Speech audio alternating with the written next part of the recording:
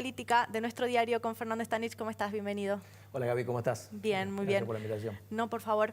Bueno, todos están hablando de esto, ¿no? En el ambiente político. Sí, sí, están todos hablando y están todos conmocionados por esto que ha pasado, más allá de que es una situación, un proceso judicial que ya lleva varios años, que tuvo un juicio de 4 meses, la conmoción obviamente que genera la imagen, sobre todo de Alperovich siendo condenado, trasladado esposado, con chaleco antibalas. Me parece que eso fue lo que termina de la gestualidad, de lo que fue ayer la condena, es lo que termina de marcar un poquito la conmoción que hay, ¿no? Hay muchas preguntas, muchas repercusiones.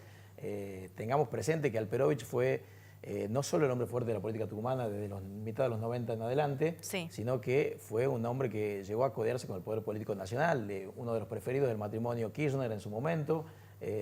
Su esposa, Beatriz Roque de Alperovich, llegó a estar a cargo del Poder Ejecutivo Nacional. Exactamente, fue presidenta, ¿no? Fue presidenta por algunas horas, digo. Sí. Entonces, todo eso hay que tenerlo en cuenta a la hora de evaluar por qué es tan trascendente lo que ha pasado ayer.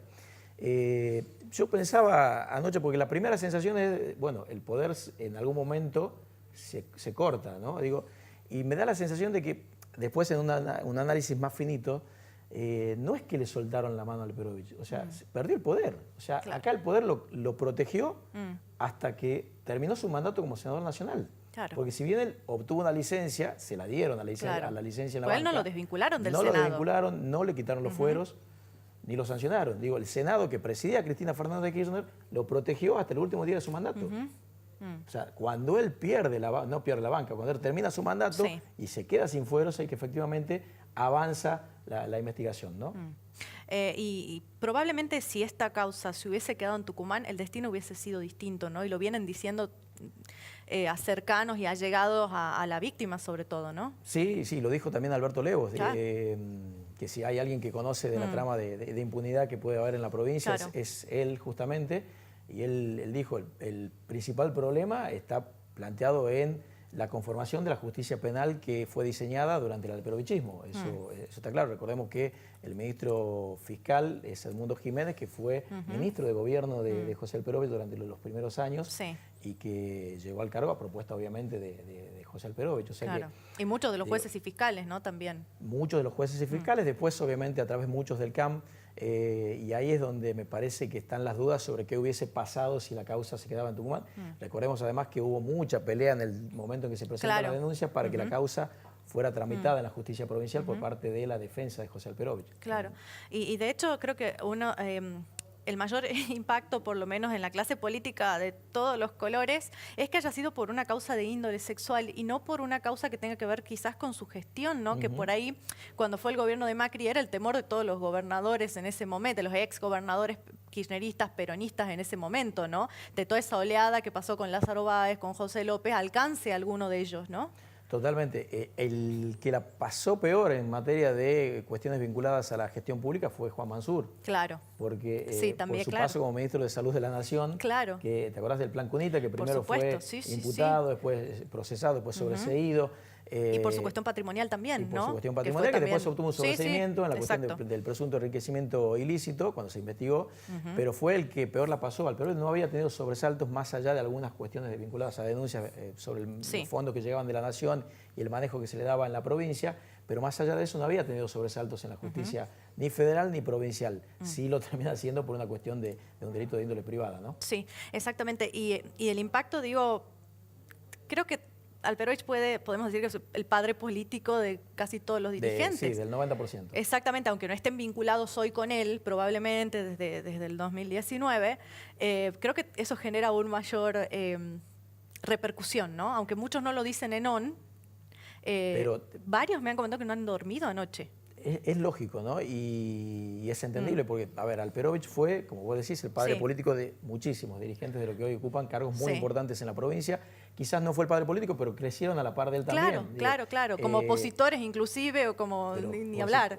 Como opositores o como funcionarios o como legisladores o como concejales fueron creciendo a la par de la gestión de Alperovich. Alperovich estuvo 12 años al frente del gobierno y otros tantos como senador nacional, antes como legislador. Y es lógico que esa conmoción nos mantenga en vilo porque, a ver, yo pensaba, digo, Alperovich dentro de 10 días a la noche en la celda de Ezeiza. Sí. Si dice, estoy podrido y voy a contar, digamos, no sé, voy a hablar de lo que sea, inventando, diciendo verdades o no, media verdades. Digo, puede generar un tembladerar en la política. Imagínate o sea, esto eso. puede recién comienza. Digo, más allá de que después haya que investigar o no lo que él diga, si él quiere hablar, puede generar muchísimo ruido. Mirá, ya lo hizo, de hecho, cuando fue candidato. O sea, habló inclusive en contra del sistema electoral político que él mismo había concebido y consagrado, digo, ¿no? En el manejo, no solo me refiero a los acoples, a la constitución de la provincia, sino todas las prácticas dirigenciales que se desarrollaron. Sí, de las que todos sabemos y las que todos hablamos, sí. Y que él mismo había fomentado, porque eso le permitió a él ser el gobernador en su momento con el mayor porcentaje de votos obtenidos.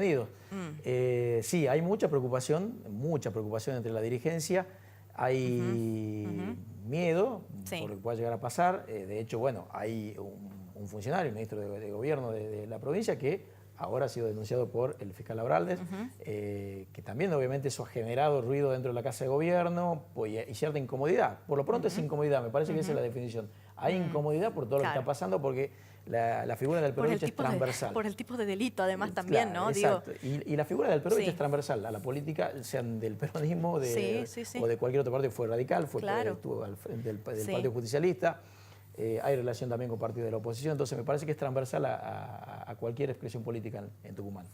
Exactamente, y digo, esto que vos mencionás, mira qué interesante porque es altamente probable que lo haga, digo, ¿no? Si durante el juicio mismo, creo que muy conscientemente, ha mencionado a muchos dirigentes él, ¿no? Digo, al vicegobernador, a Regino Amado, a Mansur mismo, que Mansur ha tenido que declarar, digo, algo que en principio no tenía en sus planes, ¿no? Sí, sí. De hecho, Mansur evitó presentarse ante el tribunal y lo hizo mediante una carta.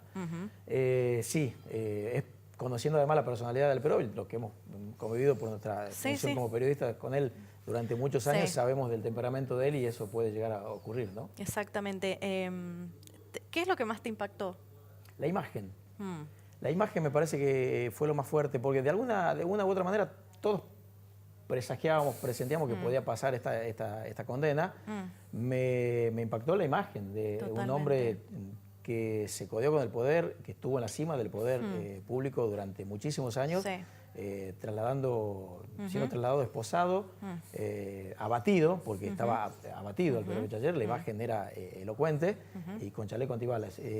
Y me hizo recordar la imagen de Amado Vudú en la primera detención. O de López, ¿no? O de López, pero sí de Amado Vudú, que fue vicepresidente de Cristina Fernández de Kirchner, cuando lo detiene en su departamento en Puerto Madero. Bueno, al Perovich también hasta antenoche estuvo en Puerto Madero. Claro, y lo que llama la atención también es que, a ver, las prisiones preventivas se otorgan en general cuando hay algún tiempo o alguna presunción de riesgo de fuga, ¿no?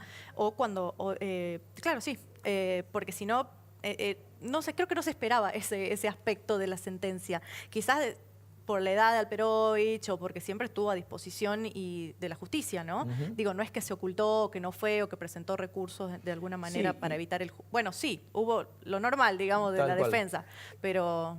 Sí, y además me parece que también nos sorprende porque no estamos acostumbrados como sociedad a asistir a este tipo de eventos en donde el poder termina siendo incomodado, vapuleado, y me parece que ese es el símbolo de ayer. Digo, o sea, el poder finalmente se cae. Nadie tiene impunidad para siempre también, ¿no? Gracias, Fer, muchas gracias por esta lectura. Nosotros vamos ahora a tener una entrevista